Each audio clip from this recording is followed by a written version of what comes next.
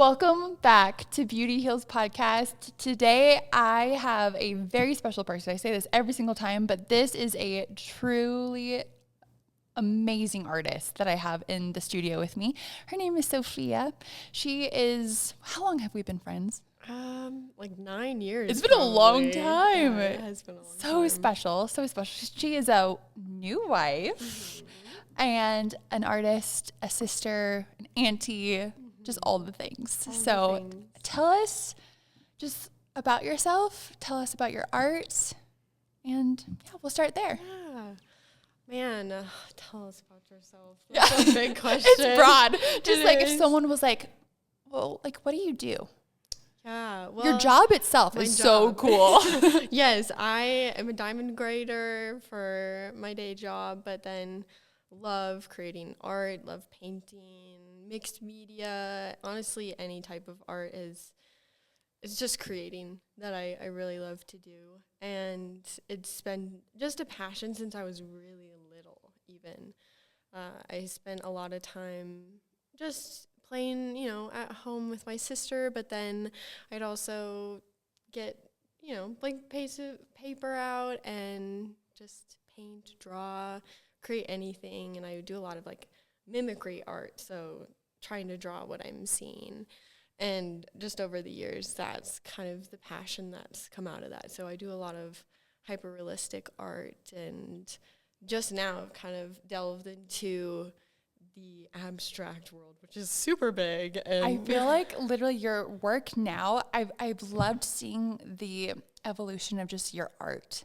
And it's like so cool. So going back to like the portraits, is that how, so you just, how did that start? You were just copying? Yeah. Like what you saw? Honestly, I would look up different pictures of like artists creating and their reference photos. Okay. And that's kind of what I would go off of. And I decided, I was like, okay, I really like the human form, especially the face, the silhouettes. And there's just a lot of different depth into the type of creating that goes into that. And so I just went for it and did it over and over again in different mediums and different styles. And I liked that. And I had a fascination with like hands and different like positions and just like the different depths of color. So I also in high school, when I started doing art a lot more, I found out about color theory, and I loved the idea of like not having just like a regular like skin pigment. I liked like creating color for the different shadows, and so that was something that's advanced. That's neat. Like that's so advanced, and I feel like your portraits are something that have always been an impact on me.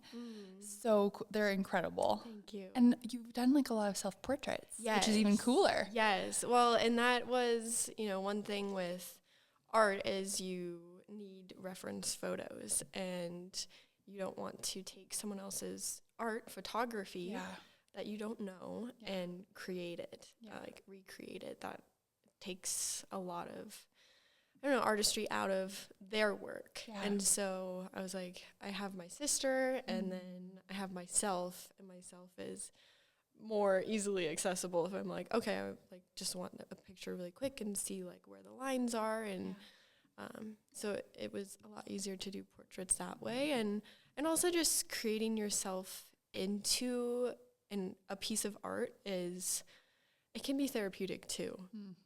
And you can like encourage yourself through a piece of artwork or express something that maybe you don't really understand why you're feeling something. So I definitely found some very cool things through like self-portrait art. Well, it's crazy because like you're talking about like not just like simply taking a picture of yourself. You're mixing like 3 different, I mean, however many mediums, but your base layer is literally like photography.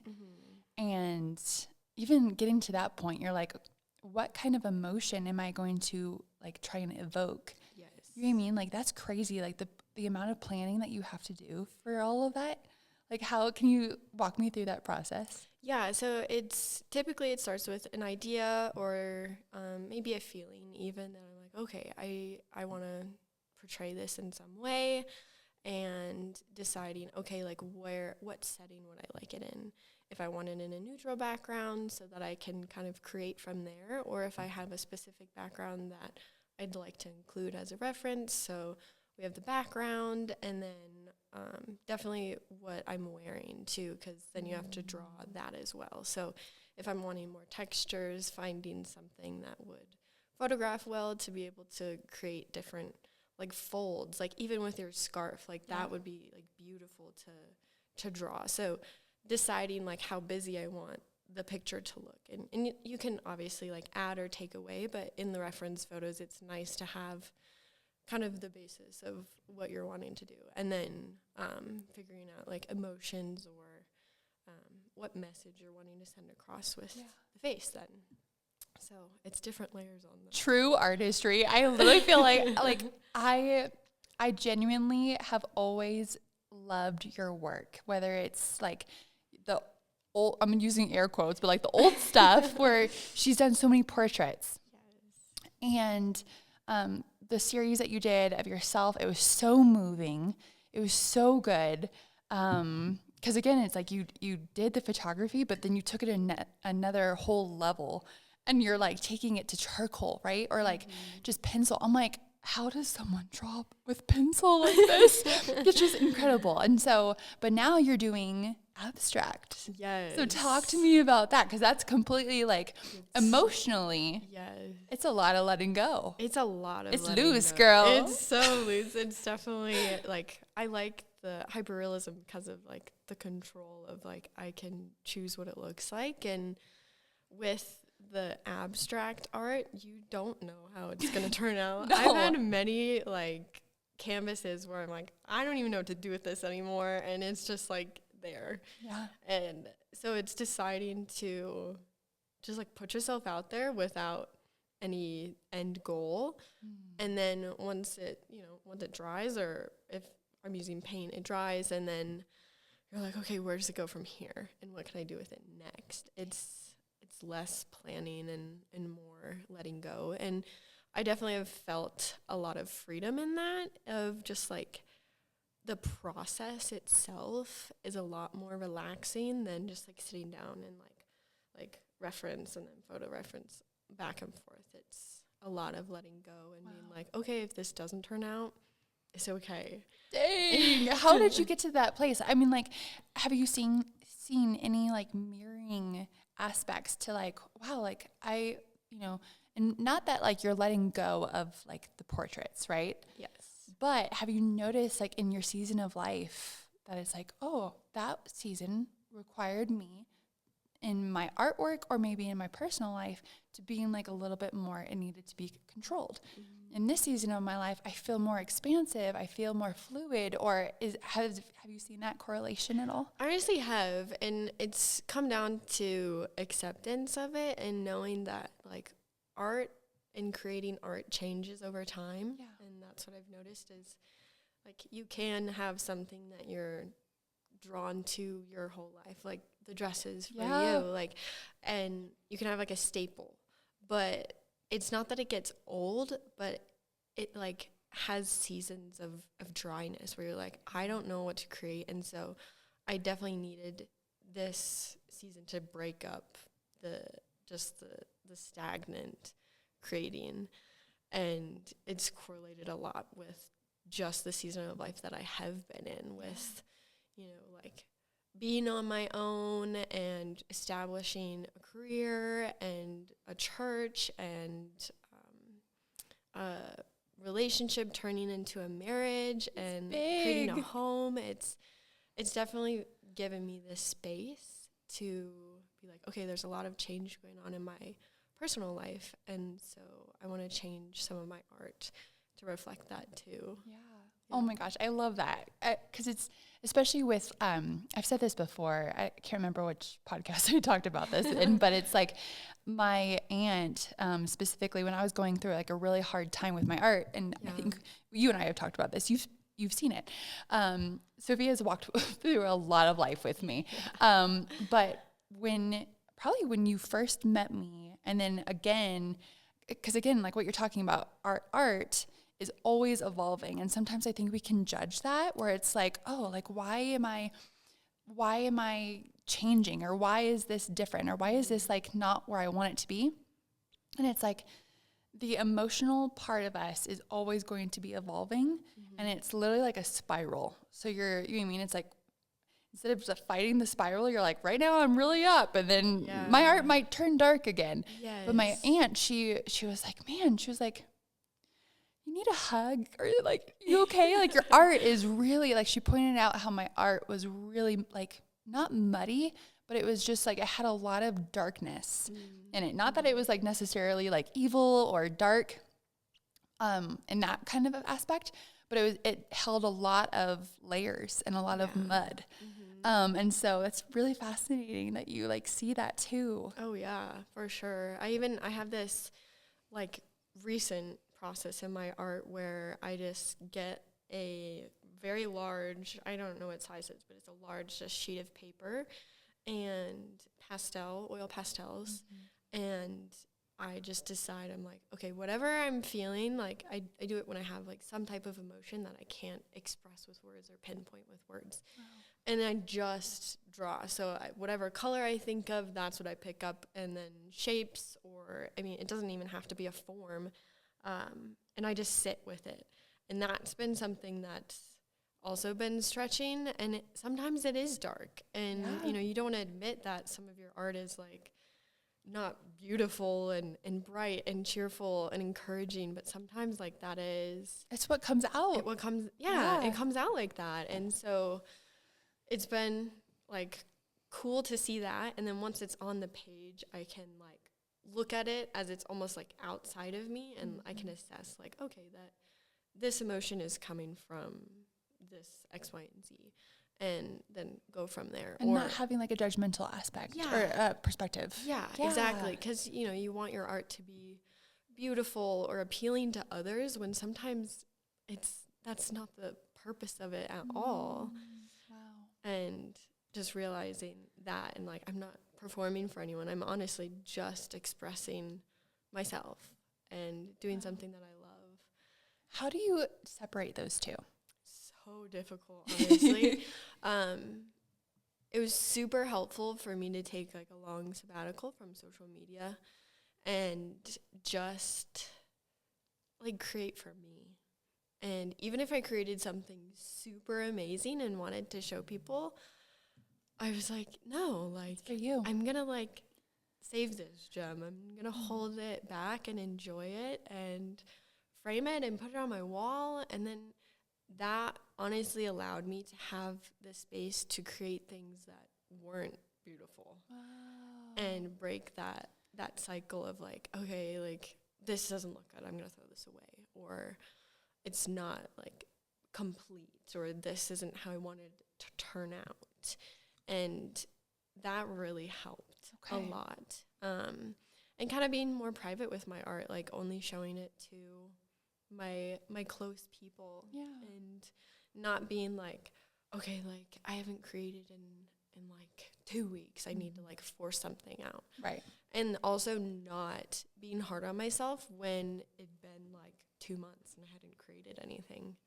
That's something that has been a big struggle of like, okay, on social media, like you want to post like a certain amount of times or just stay relevant. And it's sad that that's the age that we're in, to like force our art into this mold to be able to produce, when it's like art isn't a production. It's say it louder for the people in the back. It's not a production, and it's just something that comes out of you. You know? So being able to just tell myself, like, you know, if I don't sell anything, if I don't create anything for anyone else, like why do I want to create? What stirs my heart to literally go to Hobby Lobby and just like buy a bunch of stuff? Like, what is the idea in my head that I need to express just for me, just for my sake? Yeah. I feel like it totally changes like how you enjoy the process too. Yeah. Where it's like, I've had moments where I'm like, I am just uptight and stressed out, and it's like, because I'm not enjoying it. you know, because my heart is to being like, oh, like, let's produce, you know, I need to be seen. I need to be heard. I need to show. And it's like, it hasn't been until like recently where it's like, actually like, I need to just enjoy this. I need to just like, where's my heart in this? And what is my intent? Like you're saying, it's so good to check yourself with that. Yeah, it is. Yeah. It's hard though. It's so hard. Because you have to like look at yourself and you're like, ew, I don't like this. Yeah, you're like, why am I doing this? And okay, I need to change that. And yeah, it's definitely rejoicing in the truth. I like literally, when you were talking, I saw this like assembly line. And it's just like these artists who are trying to do work on an assembly line. And it's like, how do we work as artists on this, in this world that requires, you know, social media as an assembly line? Like that's really hard. But I feel like you've done such a beautiful job of like being like, hey, I need to actually like tend to myself. Yeah. And now like, look at your art. It's gorgeous. I mean, it's always been gorgeous. I have so many of your pieces because we're like packing up and moving, and I'm just like, you know, literally with so much love and care, I'm like, Sophia, putting things away. But I'm like, your work and your abstracts, like they show a richness, like not from a place of like, oh, you know, like I don't know. Do you get what I'm saying? Yes. It's rich. Yes. It's coming from a place of like hiddenness. I was just talking to another friend of like a garden, right? Like so many of us are not willing to like go into the winter time, like physically and metaphorically, but it's like death. Like in order to plant a seed, right? You're not planting in winter, but like you have to like let the ground rest. Yeah. But also even in like springtime, you plant. And the seed, like you don't see the seed for a long time. Yeah. And then it looks like death. There's nothing happening. And then all of a sudden one day there's like a little green arm that comes up out of the ground. You know what I mean? Yeah. So I see that for you. Yeah. The waiting periods and trusting the process and not forcing growth where, you know, then you can tell when there's forced growth and it doesn't feel authentic or real. And I think that's where I've really gotten with my art is like, okay, what I am creating is authentically me right now. Yeah. You know? And it will change. And just knowing to follow that process as well. Well, because like honestly, if we're going back to the like garden analogy, it's like how boring would that be to just plant the same garden or the same flowers every year? You know what I mean? Like evolve, you know, change. Yes. Because you're like, okay, like let's kind of like with your portraits. It's like, okay, like I want to really learn how to perfect roses. And then you have your rose garden for like a year or two. And then you're like, I'm going to step out and I'm going to do hydrangeas. You know? Like, because hydrangeas are a little bit more, I don't know, a little bit more moody. A little more moody. They need some TLC. Yeah. So I love this so much. I want to talk about dreams. Okay. Yes. So for the people who do not know you, let me just give a little bit of like a preface onto how amazing Sophia is. She's not just an artist. She has, so like you guys know my story about brain injuries, health issues, all of that. And so I really do believe that the Lord gave me Sophia not only as a companion, a friend, like an art sister, but also as a blessing spiritually because of how much she has dreamed for me. Like you get like amazing pictures. And whether they're like blessing other people like me, like I'm so thankful. Like I am eternally thankful for the like pages of notes that I have from you, from all of the dreams that like, I feel like I haven't been able to dream for a really long time. It's only like recently within like the last year and a half. And I'm like, I'm dreaming again. Yeah. It's so good. And and so, tell me a little bit about this journey and cause you create from your dreams as well. Yes, I do. It's honestly been something I never asked for. Yeah. But just how the Lord made me and I get dreams. There's two people in my life, in particular, you and another friend of mine, who I'll just randomly get dreams for. And I typically don't remember my dreams when I'm sleeping, and I'll wake up and I kind of have a groggy recollection of what happened in the dream, or maybe some feelings from it. But whenever I have dreams for you or this other friend, it's like a movie in my mind. And I'm like asleep, but I'll wake up partially in the dream because I'm like, I need to remember this. I need to write this down. So typically if it's in the middle of the night, I'll just like wake up after the dream and just kind of write a few words so that I'll remember when I wake up. Dang, I didn't know that. Yeah. Oh my gosh, this is work. It's work, Girl. But my brain is like, you need to tell them this along with remembering the dream. So, I remember having them for, I don't know, multiple years, just on and off, very sporadically. And it's not something that I'm like praying. I'm like, Lord, give me a dream, give me a dream. It's just like, bloop, there it is. So that's been really cool to encourage my close friends with that, and really cool just to be a vessel for that, and not demand it and ask for it in that way. And then I do get like dreams and visions from the Lord very frequently. Since my teen years, it started mostly in the church setting. So I'd be attending my church, and I would be in worship typically. So some music going on, and just really thinking about the words, the character of the Lord, or the music, and connecting with the Lord. And then there would be just a picture in my mind, and it would almost be like a dream state. And it would be so vivid, and I would like try and write it down with words, but the words wouldn't like capture it.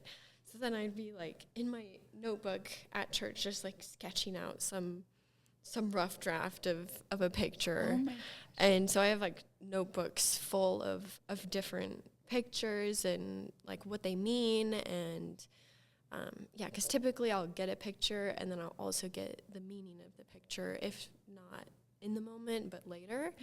And so then I was like, well, I don't want to just have this rough sketch. Like I love drawing, and this could be, an idea, because as an artist, it can be hard to come up with an idea that's like, okay, what's different? What do I want to create and show?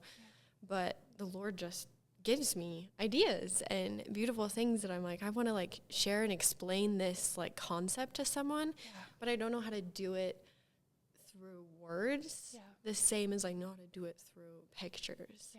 And so, starting at, I think I was like 13. Oh my gosh. I know. Baby. And I was like, and my art level was not at the same level that it is now. And so sometimes I go back in those, and I'm just like, big hugs for her. Big hugs. So, and then it just continued from there. And instead of just, like waiting for the Lord to give me another vision or a dream, I would kind of go into these alone spaces and just put on some music. Specifically, there's this album by Amanda Cook, The Clearing. Yes. That album. Mm-hmm. Okay. Yeah. Wow. The House on the Hill album is so good. The song The Clearing, Comforter, those songs, like, I've always just listened to them so much, but they have such beautiful like piano and like a melody in it. It's just very soothing. And so I would kind of just sit and meditate on the Lord, or like go out in nature, and then I would get a picture. And it's brought me to a lot of different places and encouragement for myself, for others, and that's where I get a lot of my ideas. Dang. I literally, like, I knew a little bit of this, but the fact that it's like, you've tended to this beautifully. Thank you. Wow. Yes. That's a lot. I mean, like, what advice would you give people like me who are like, why doesn't like the Lord speak to me in that, people who like desire that? Because I think sometimes we want to at least for me in my past, I'm like, tell me the over-the-counter medication that I need to like, or XYZ, what herbs, or I mean, like nothing like weird, but it's like, what am I deficient in? Like, tell me like what I'm deficient in. So then that way I can start to like do this, but maybe it's like being in your body, or like, what do you think? I'd say it's definitely creating space for it. Okay. And realizing like, okay, looking internally and seeing like, okay, how do I communicate or receive like images or pictures in my mind when I'm thinking and imagining and daydreaming. Daydreaming is honestly a really great source for that too, because as someone who struggles with anxiety, like I can daydream in a negative way, but something that I'm trying to do is to daydream in more of a positive way. Tell me more about this. Tell me more. This is a great example of it. So like when you feel your mind wandering, you know, maybe into a future situation or something like that, your brain is like taking a break from what you're presently doing, because our brains are all over the place sometimes. And even like researchers say that we daydream like 40% of our days. Just, crazy statistic. And that's mind-blowing. It is. And that's just like anything thinking about something that's not presently happening. Wow. And so to be able to like utilize that time in your mind, to have that like self-control to like redirect your thoughts in a way, would be a suggestion. I feel like I just almost got like tapped on the shoulder for like, hey, like you're doing this. Like just, 'cause I feel like, wow, my eyes are open to that. I don't even know what to say. Yeah. Like that's so incredible. But also for me, it's like telling. It's like, what am I doing in my daydreaming? Mm-hmm. Like I'm probably like daydreaming about things that like are not fruitful. Yeah. Like at all. Mm-hmm. Like, or fear. I tend to have like anxiety as well. And it's like, oh, like I'm trying to either, I don't know, being a mom of 3 too, you're like constantly, you know, just making sure everyone's alive and daydreaming about like future dangers. Like, it's just a lot, but like that's like a good check-in for everybody to be like, hey, like where's your mind at? Yeah. You know, and so I think upon these things. Yes. You know, and so how, like when you sense yourself going towards like anxiety, what is like a good way to kind of get yourself back on track? So I definitely go for like grounding exercises. Okay. So other things to like, if it's a more like severe anxiety, I'll do grounding exercise to get back into my body. Yeah. But if I'm trying to like, you know, steer away from the anxious thoughts and maybe go more into the creative thoughts or positive thoughts, I have a beautiful like safe space in my mind that the Lord has like showed me and created for me, just this beautiful wooded area with, it's just like everything perfect, warm sunshine, beautiful grass, trees, very peaceful. So I try to take my thoughts captive and go from the anxious thinking into that space. And that space is really where like I can let go of like the logical side of my brain and the thinking and the problem solving and the spiraling. And then I can relax and like rest and have like a refresh moment. And that's where the Lord will speak to me and show me a lot of visions and pictures, typically based off of whatever I was worrying about, which is then a beautiful way of encouragement. Wow. So and sometimes I can't do it like while I'm multitasking. Sometimes I'm like, okay, I'm at work right now. I need to like go take a walk. Or if I'm home, I'll just go to a room and I'll lay on the floor and I'll play that album and just think of that space. And so I try to like disconnect from those anxious thoughts and like surrender them to this safe space that I have. And the Lord just meets me there every time. Wow. Every time. And even if it's just with his presence, like that's enough. Yeah. That's beautiful. So good. It's beautiful. It's literally taking like, and it's not trying to banish that part of you that's trying to keep you safe, right? Like that analytical, you know, like what part of the brain is that? I'm thinking. Is it the amygdala? It is the amygdala. Yeah, thank you. She like that part of our brain. She's like, look, we've seen danger in our life, and we don't want to ever experience that again. Yes. And so like my business coach is always like, she's incredible.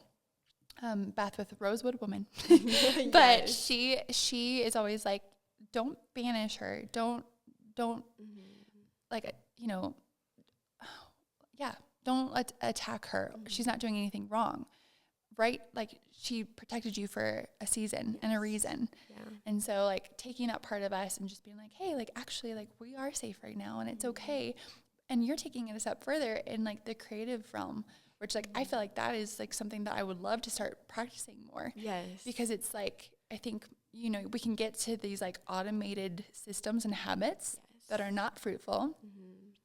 But you're literally taking this like side of you that is like anxious or fearful or like just nervous, right? And you're like, hey, like come into the woods. Yeah. Like look at the sun is shining. Look at the sun rays. Like, do you feel the grass on your feet? Yes. Like incredible. It's so good. And even so that same study that I was referring to earlier says that when we're dreaming, you know, like our dreams can be crazy and unlogical. And it's because our prefrontal cortex like shuts off. So we don't have that like logic to be like, oh no, that like wouldn't happen in real life. And so that's where like your creativity can just take a dream and run with it and do whatever. And so if you can like, you know, decide to not shut off your prefrontal cortex because you can't do that while you're awake, but please don't do that. Yeah, please don't do that. But like kind of like calming it down and being like, I hear you. But I'm going to listen to, like, this side of my brain right now. I'm going to, like, be in the woods. I'm going to think creatively and not have, like, that logic side come in to, like, butt heads with the creativity. Yeah, like, how can they work together? Yeah, how can you work together?